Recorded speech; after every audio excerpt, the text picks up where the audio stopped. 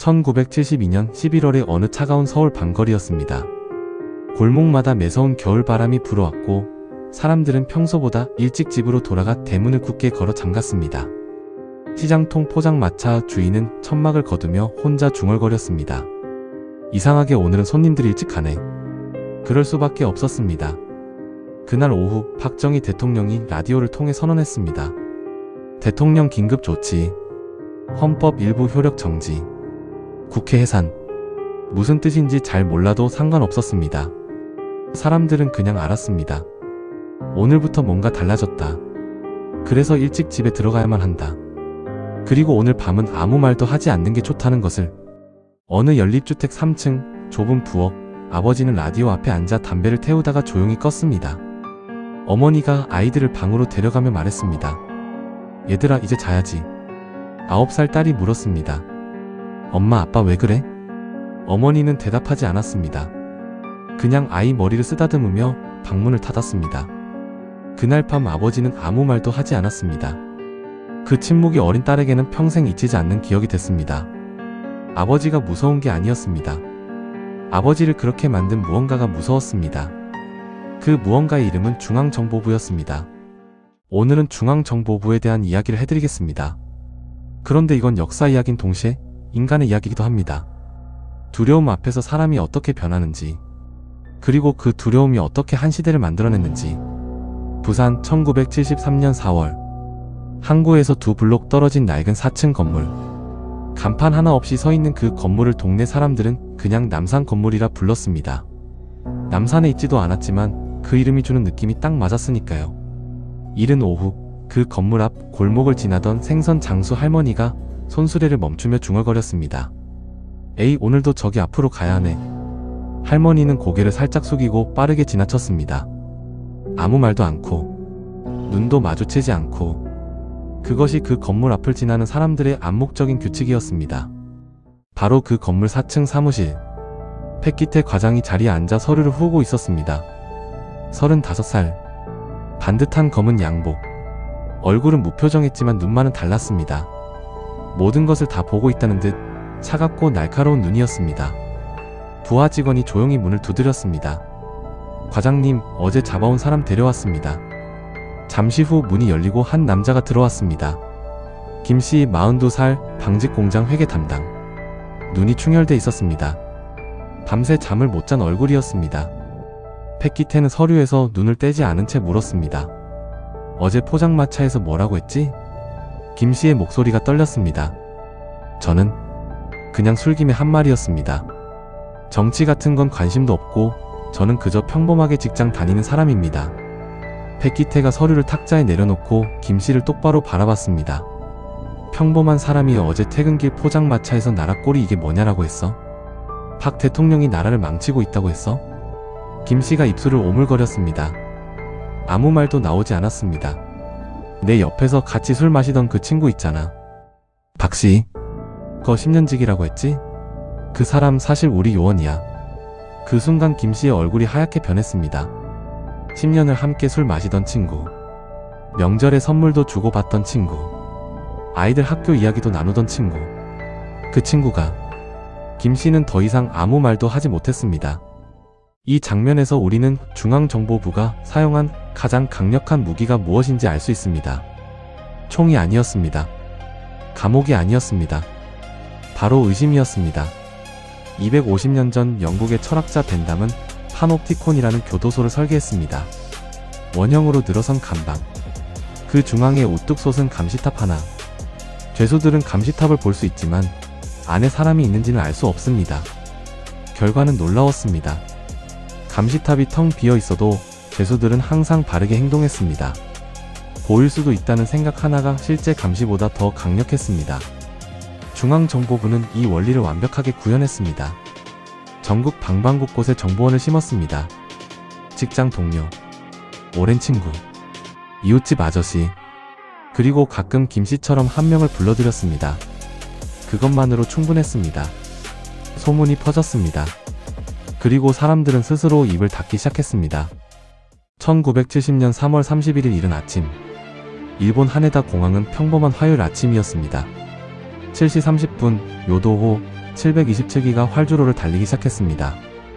탑승객 129명, 출장 가는 샐러리맨, 여행 가는 가족, 고향으로 돌아가는 노인, 저마다의 하루를 계획하며 자리에 앉아 있었습니다. 이륙하고 20분이 지났습니다. 비행기가 구름 위로 올라섰을 때였습니다. 통로 쪽 좌석에서 남자들이 갑자기 일어섰습니다. 9명. 모두 20살 안팎의 젊은 얼굴들이었습니다. 손에는 파이프 폭탄, 허리에는 칼. 움직이지 마라. 이 비행기는 우리가 접수했다. 우리는 평양으로 간다. 비행기 안이 얼어붙었습니다. 비명조차 나오지 않았습니다. 사멸에 앉아있던 어머니가 반사적으로 5살 아들의 눈을 손으로 가렸습니다. 아이는 영문도 모른 채 엄마 손을 잡았습니다. 이 비행기의 처음 착륙 지점은 평양이 아니었습니다. 서울 김포공항이었습니다. 한국 정부가 나서 협상이 시작됐습니다. 외교관 한 명이 납치범 행세를 하며 비행기에 올라탔습니다. 승객들을 한 명씩 내보내기 위해서였습니다. 긴 밤이 지나고 비행기는 결국 평양으로 날아갔습니다. 납치범들은 북한 땅을 밟았고 그곳에서 수십 년을 살았습니다. 드라마 메이드 인 코리아 일화가 바로 이 사건에서 출발합니다. 이 사건이 있고 나서 중앙정보부는 정부에 조용히 보고서를 올렸습니다. 북한의 위협이 현실화되고 있습니다. 내부 감시와 통제를 더욱 강화해야 합니다. 위기는 공포를 낳고 공포는 권력을 키웁니다. 그 시대 중앙정보부는 이 공식을 너무나 잘 알고 있었습니다. 그날 밤 늦게 백기태는 사무실에 혼자 남아 있었습니다. 부산항이 내려다 보이는 창가. 불은 끄고 어둠 속에 서서 위스키 잔을 들었습니다. 항구에 불빛이 하나씩 켜지고 있었습니다. 오늘 밤 일본으로 가는 배가 저 항구에서 출항할 예정이었습니다. 화물칸 어딘가에 그의 상자들이 실려 있었습니다. 히로뽕, 필로폰, 일본 야쿠자 조직으로 넘어가는 물건들이었습니다. 배가 천천히 부두를 빠져나가기 시작했습니다. 백기태는 그 불빛을 바라보며 위스키를 한 모금 마셨습니다. 그리고 아무도 없는 어둠 속에서 나지막이 중얼거렸습니다. 나는 이 나라를 위해 일한다. 잠깐의 침묵. 일본 놈들한테 파는 거야. 우리나라 사람들한테는 한 톨도 안 팔아.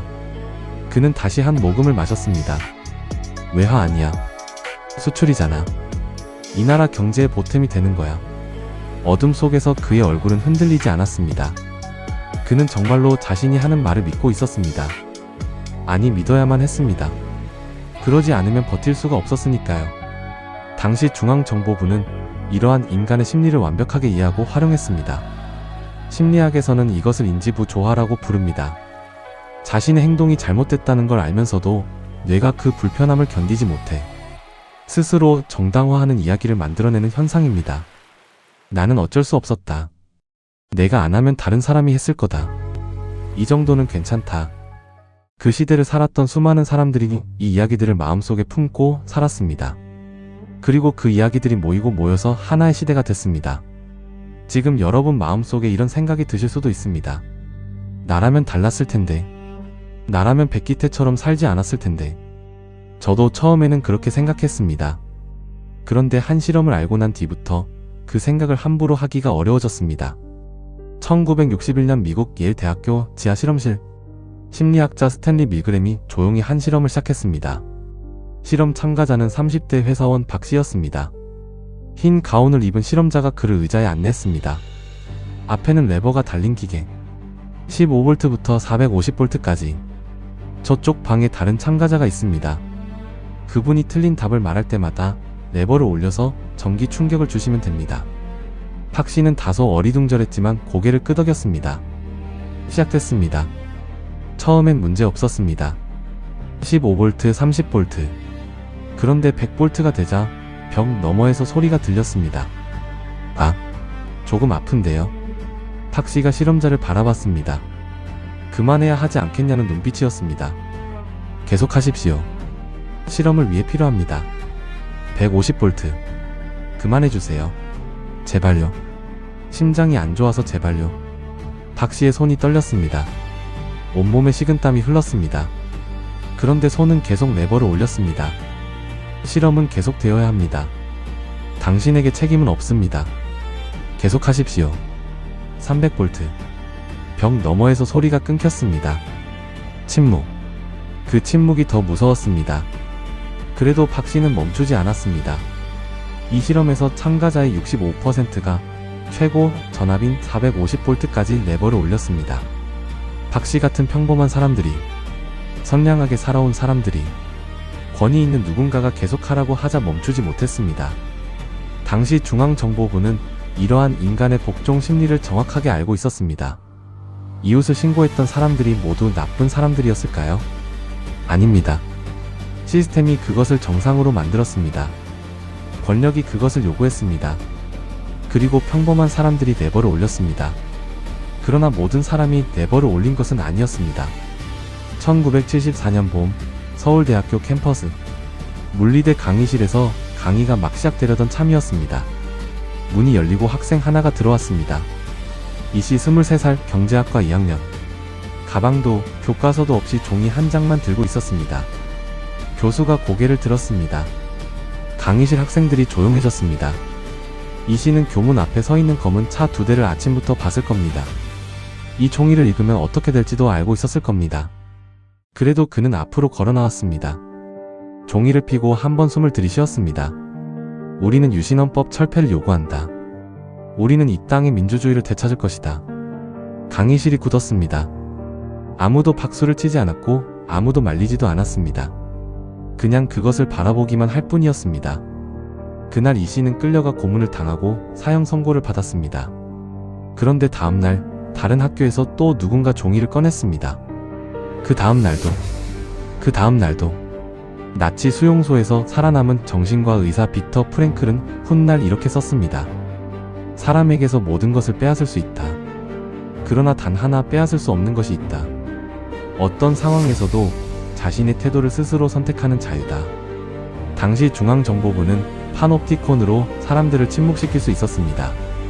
복종 심리로 이웃을 서로 감시하게 만들 수 있었습니다. 그러나 단 하나 이길 수 없는 것이 있었습니다. 두려움보다 더 큰 것을 가진 사람들.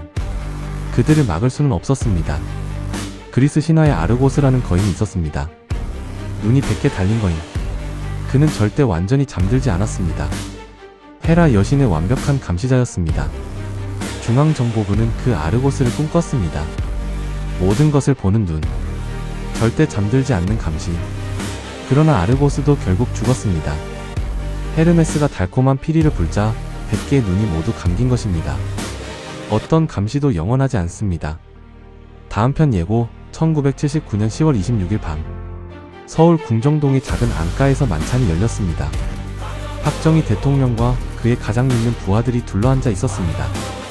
그 중에 7년간 충성을 다했던 중앙정보부 부장 김재규가 있었습니다. 그날 밤 김재규는 권총을 꺼냈습니다. 왜 그랬을까요? 7년간 가장 충성스러운 부하였던 사람이 방아쇠를 당긴 그 심리. 그 이야기는 다음 시간에 함께 들여다보겠습니다. 오늘 이 이야기를 들으시면서 어떤 장면이 가장 마음에 남으셨나요? 라디오 앞에서 말없이 담배를 끈 아버지였나요? 10년지기 친구가 요원이었다는 사실에 얼굴이 하얗게 변한 김씨였나요? 어둠 속에서 혼자 자신을 설득하던 백기태였나요? 아니면 검은 차를 보고도 종이를 꺼내든 이씨였나요? 저는 이 이야기들을 쓰면서 내내 한 가지를 생각했습니다. 나는 그 시대에 어떤 사람이었을까? 쉽게 답이 나오지 않았습니다. 그래서 여러분께도 솔직하게 물어보고 싶습니다. 댓글로 써주세요. 그 시대를 살았다면 나는 어떤 사람이었을 것 같습니까? 오늘 내용이 좋았다면 좋아요, 구독 부탁드립니다. 다음 이야기에서 만나겠습니다.